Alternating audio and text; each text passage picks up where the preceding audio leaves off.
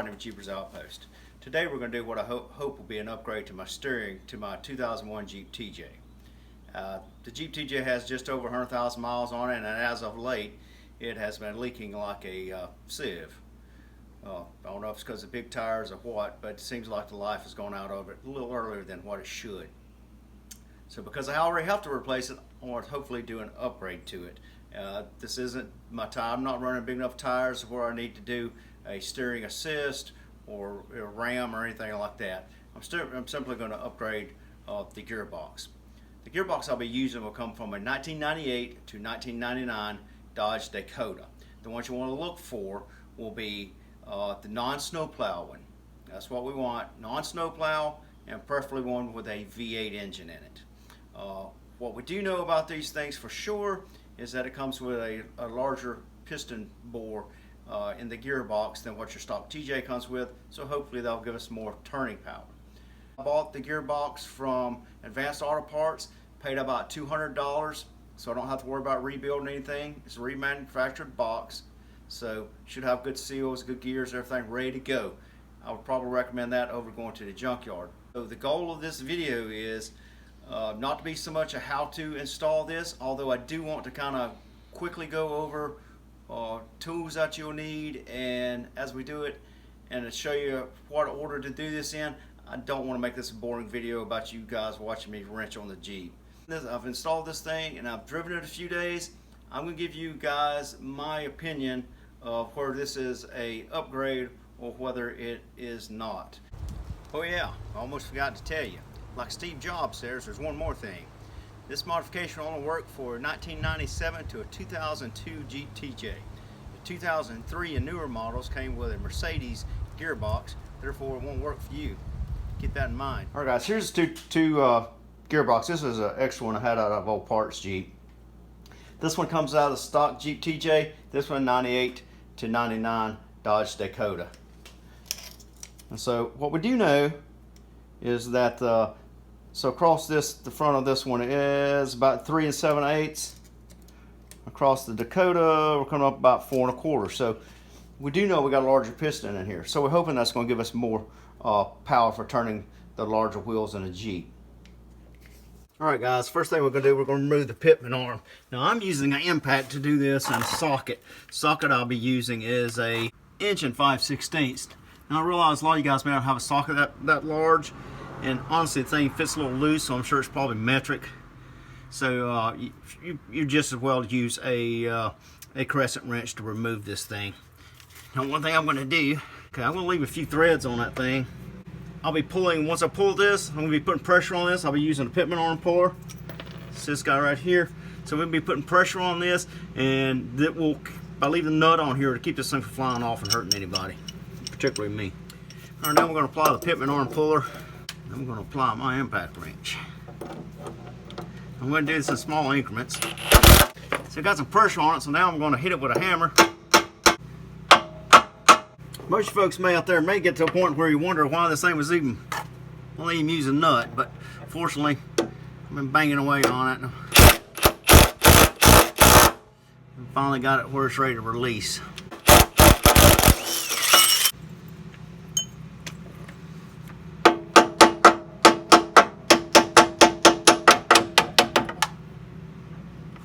Alright guys, next thing I'm doing is I'm going to loosen up this sleeve on the steering shaft that connects it to the gearbox. It's important to keep in mind this will not slide off until the gearbox is taken down. So, and same thing when you're putting it back up, you have to slide it in the shaft before you bolt the gearbox to the frame. And I'm using a 1/2 inch socket on this, by the way. Next part, which is probably going to be a messy part, we're going to disconnect the lines. Now as you see, those lines are well hidden up in there. So I'm not going to bother filming this for you because you're not going to be able to see what I'm doing anyway. But what I'm going to tell you is, you got 2 lines going in there. This is one of them here. And I'll be using a 18mm wrench on this thing. So you're going to have to, it's going to be painstaking. Just take your time and back them out. Be sure you have a drain pan under it when you do it. Alright guys, let me show you a little secret. like I said, getting to those lines was terribly hard. And so what I did, I went ahead and disconnected the box as I've just shown you. And now I'm able to drop this down. Now, I don't recommend, you're gonna have to support it, don't just let it drop. But, as you can see now we can get to those lines without having to dig for them. So, we're gonna get those lines out now, and then change out this box. All right, guys, next thing we're gonna do, we're gonna remove the bolts that hold this in place, and we're using a 5/8" socket to remove those. There's 3 of them on the outside of the driver's side frame.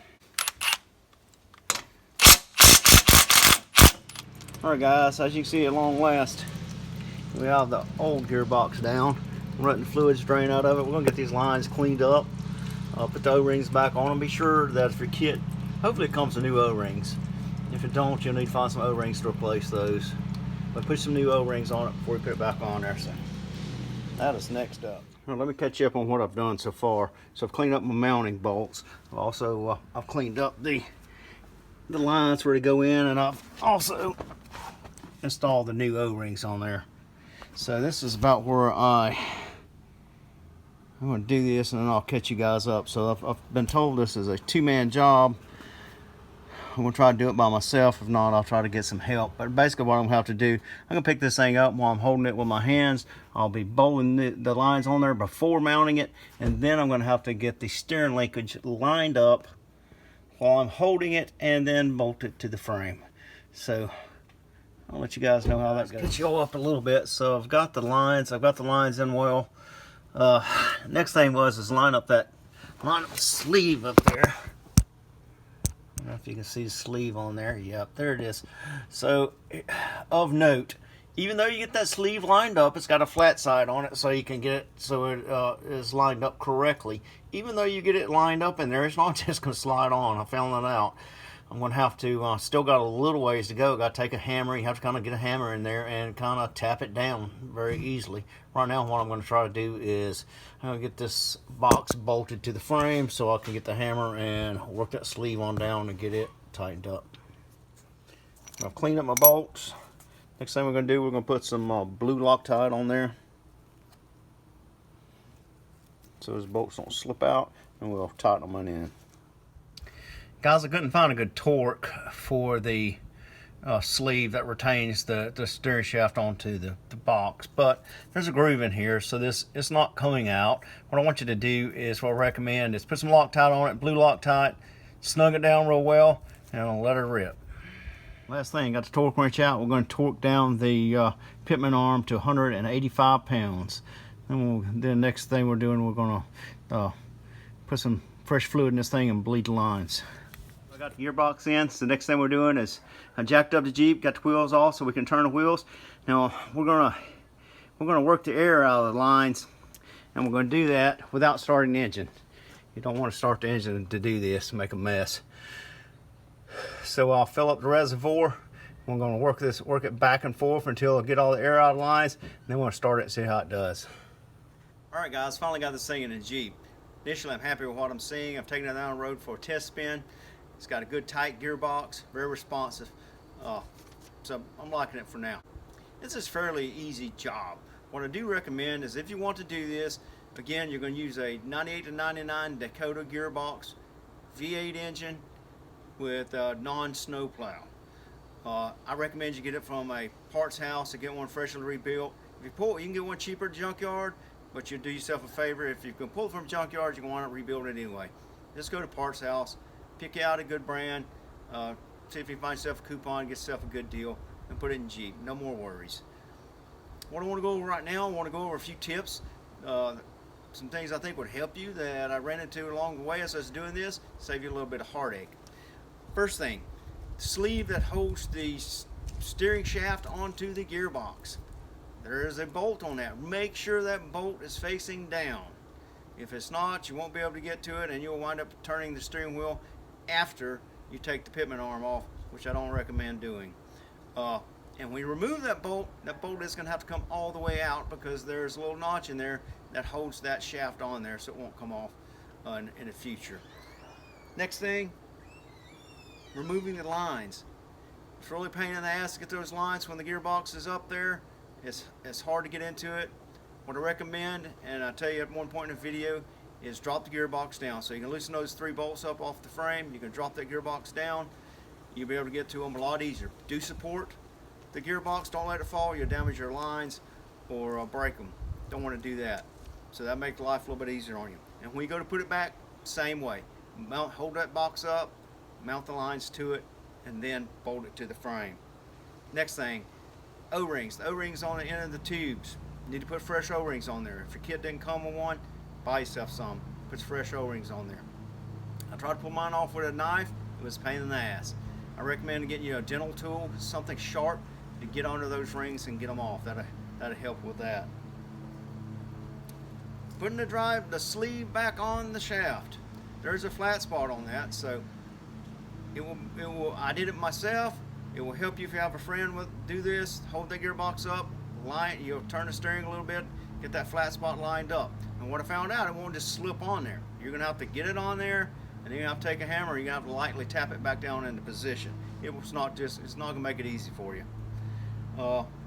Bleeding the lines, getting air out of the system.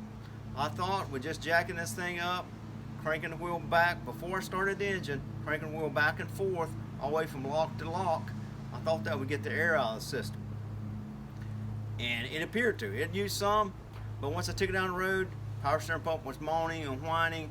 I took it down the road, did some sharp turns back and forth, came back, and I had to add probably another pint to it. It was low. Once I did that, took it down the road again, still whining a little bit, but gradually it worked the air out of it. Right now, so you may have to do it 2 or 3 times. Once you do the initial feel on the back and forth of that steering wheel, put the cap on it, take it down the road, find your place where you can do some good sharp turns all the way to lock to lock, and just will carry some power steering fluid with you. Stop, top it off, bring it back. You may have to do it 2 or 3 times before you get that air out of the line, so it will work. Last thing, it did knock my steering off. My steering wheel was not centered. So what you'll have to do, you have to adjust your steering wheel back to center. No big deal. Right now, loving this modification. Got rid of my leak. Love that. Stay tuned. 2 or 3 days from now, we're going to come back and we're going to tell you whether I think this is a good upgrade for you or not. Hi Jeepers, and welcome back. It's been about 3 weeks now since I've done the Dodge Dakota steering gearbox swap into the Jeep TJ. Got some good news and some bad news. Good news is that the gearbox swap's working out great. Bad news is, last week, while on the Blackwater River scouting out some overland spots, I swamped my Jeep. So next videos you'll get to see are how to waterproof your automatic transmission and what to do once you swamp your Jeep. Getting back to the gearbox swap. First, for my situation, the most important to me is the gearbox isn't leaking anymore. So Jeep's not marked as territory. That's great. Other things was steering response. I've read that the steering response is quicker. So according to the Wrangler TJ forum, lock to lock on a stock TJ is 3 3/8 turns. On this new box, I'm getting 3 turns from lock to lock. So to answer that question, yes, it does turn quicker, which gives it a quicker steering response. If that's something you want, this upgrade will do that for you. Third thing is power. Am I getting more power? Does it offer more power? I am seeing that. I believe that it has more power, but I don't have any objective way of telling you that. It seems to turn the 33-inch tires I'm running easier than the stock one did. Other things, I've read that it had less turning radius. I have not noticed any difference in my turning radius. I have also done a lock to lock. My wheels are turning equally to the left as they are to the right. So I got it's turning equal distant. I haven't lost any steering radius, so I don't think that is accurate in this case. So the big question, is this swap worth it? To answer that, I'll say, if your gearbox is worn out, if it's leaking, it's got lots of play in the steering wheel, I would absolutely replace it with a Dodge Dakota steering gearbox. Well worth it in that case.